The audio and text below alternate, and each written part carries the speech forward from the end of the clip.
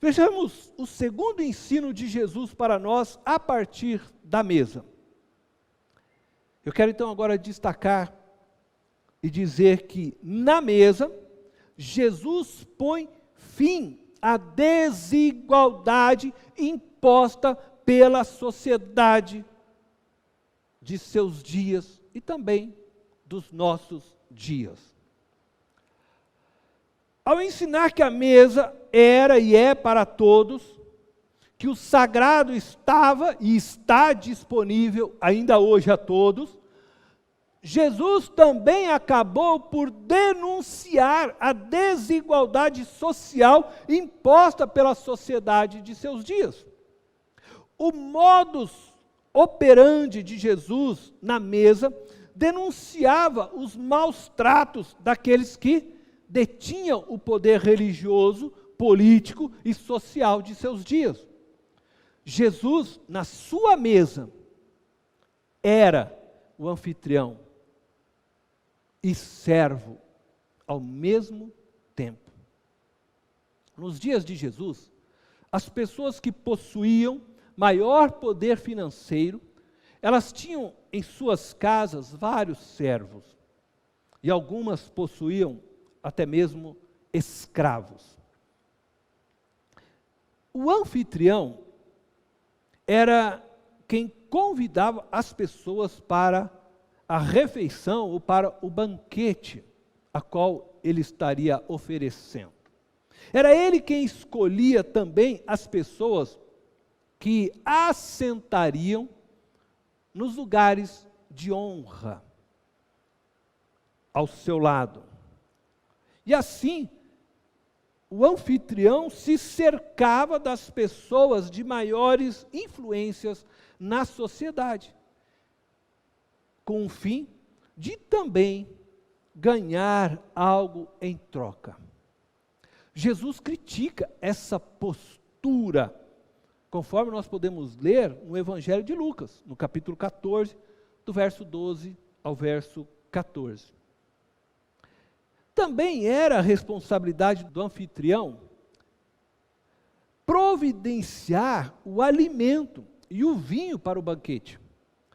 Os servos eram responsáveis em lavar os pés dos convidados e também servi-los na mesa durante toda a refeição.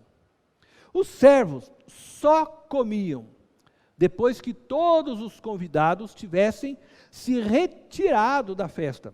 Portanto, os servos só comiam a sobra da festa. Comiam o alimento já frio e bebiam o vinho de pior qualidade, o vinho que ninguém mais quis beber, pois o vinho bom era servido logo no início da festa aos convidados. Os servos não comiam na mesa, eles comiam na despensa, depois que toda a festa havia terminado.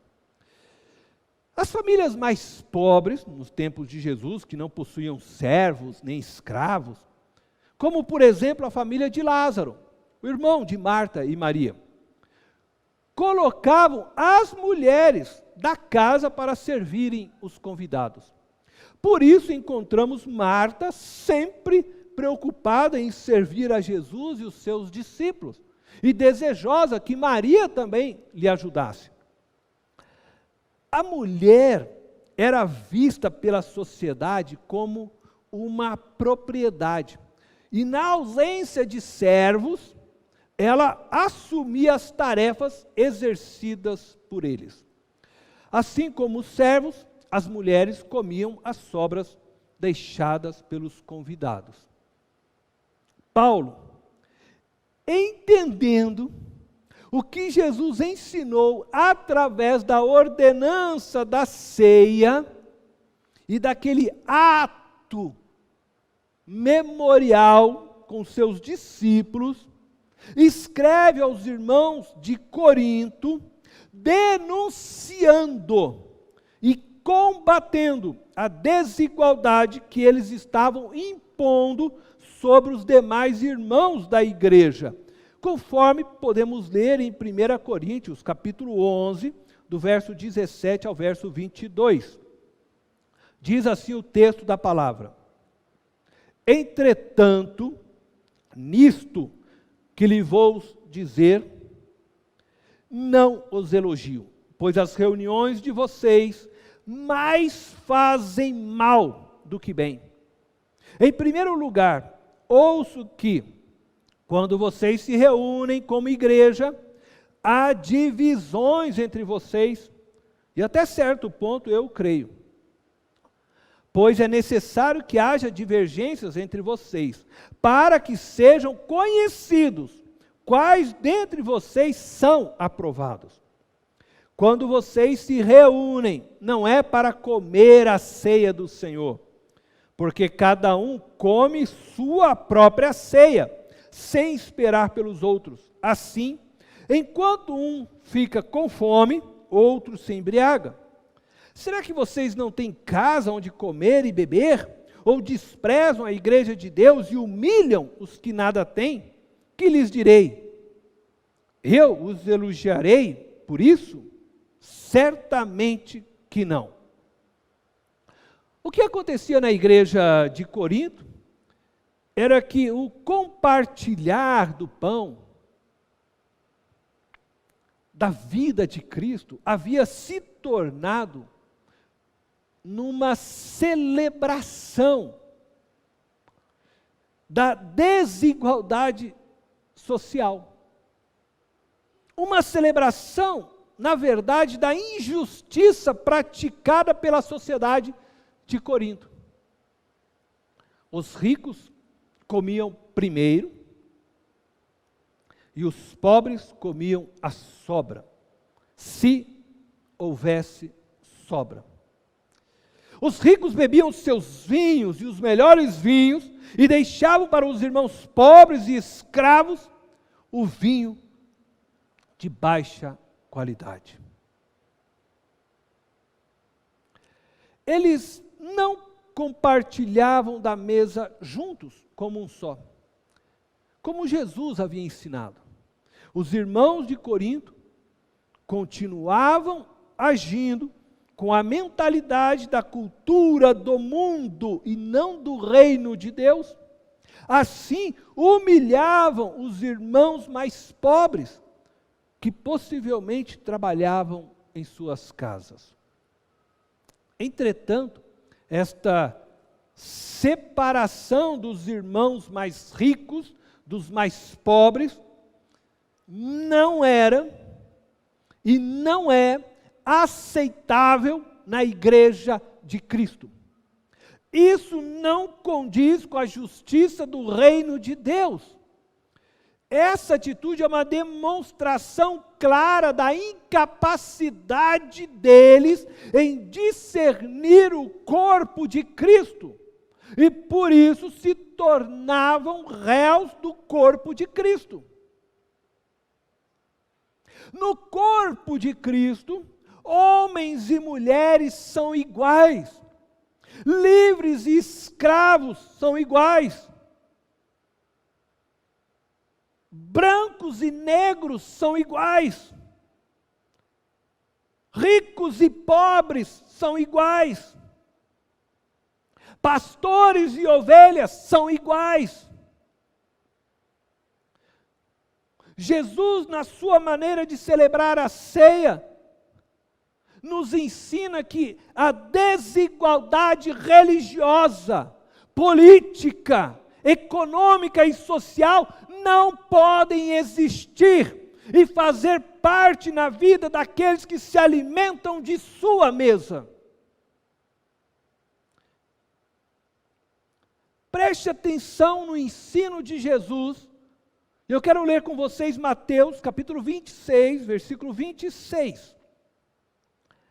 Enquanto comiam, Jesus tomou o pão, deu graças, partiu-o e o deu aos seus discípulos, dizendo: tomem e comam, isto é o meu corpo. Preste atenção nestes 4 verbos: tomou, deu graças, ou abençoou, partiu, deu. Estes 4 verbos aparecem em todos os evangelhos como parte do ensinamento de Jesus na mesa. Tomar o pão e dar graças ou abençoar era a tarefa do anfitrião, do senhor da casa. Jesus é o Senhor da casa, que nos convida para cear com Ele.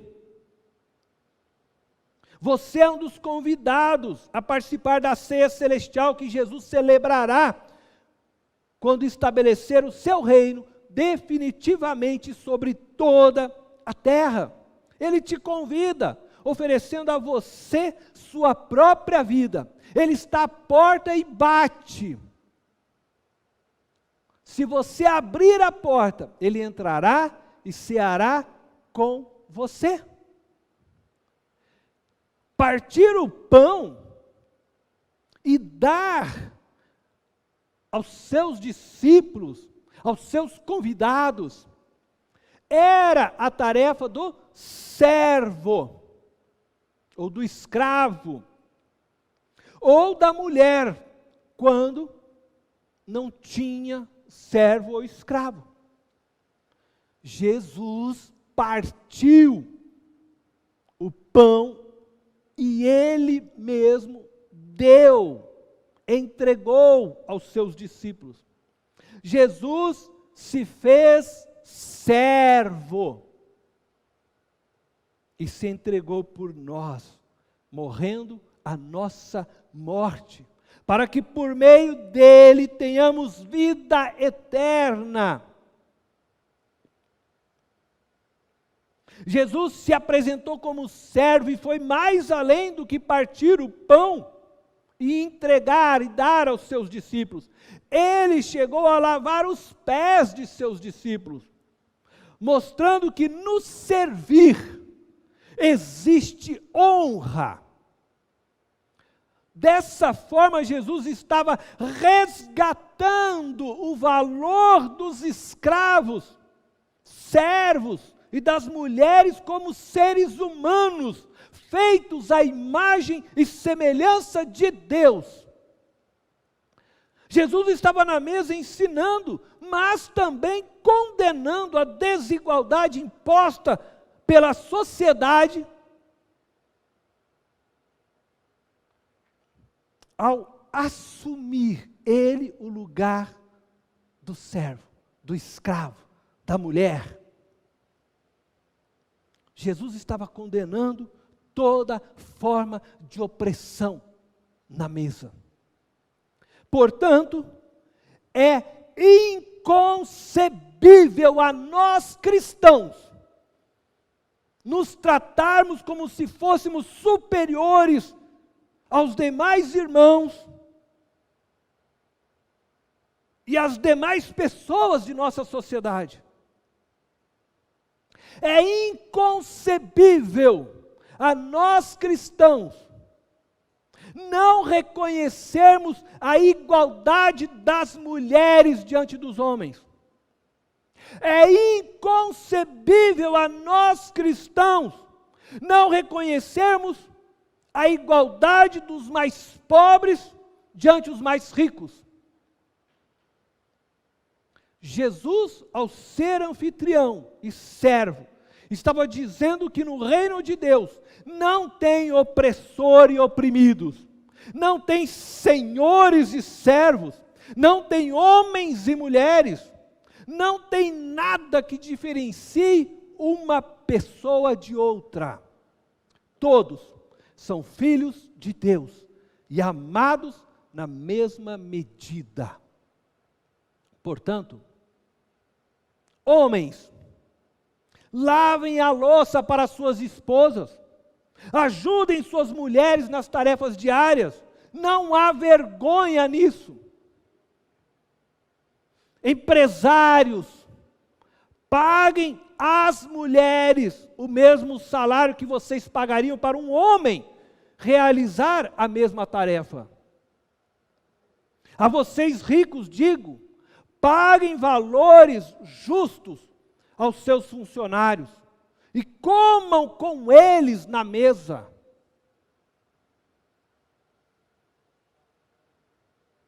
A todos de raça branca, eu lhes digo, sentem à mesa com os negros e dividam suas refeições com eles.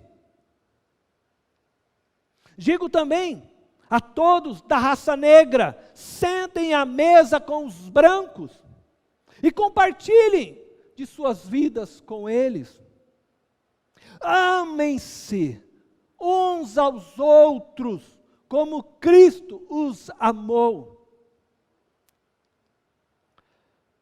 Juntos devemos viver.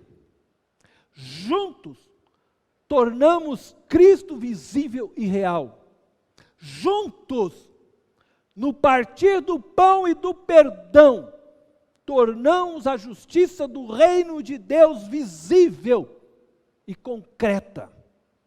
Juntos, na mesa de Cristo, celebramos a maravilhosa graça de Deus estendida a todos os seres humanos. Juntos, com Cristo, pomos fim à desigualdade imposta pela sociedade sobre os mais pobres, sobre as mulheres, sobre os negros e a todo grupo que tem sido oprimido ao longo dos anos. Juntos, seremos uma igreja que compartilha o pão e o perdão.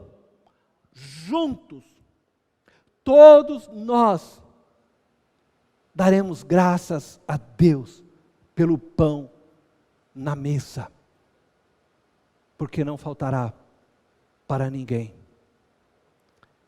Quando você se sentar à mesa, lembre-se que o pão não te pertence, mas te é dado como graça e bondade do nosso Deus, para que você e sua família possam se alimentar.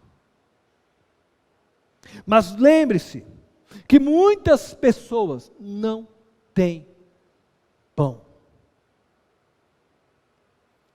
porque Deus te deu com generosidade para que você divida. Por isso, agradeça de coração a Deus pelo pão de cada dia e abra seu coração para receber em sua mesa todos que lhe pedirem ajuda. Deus te abençoe ricamente.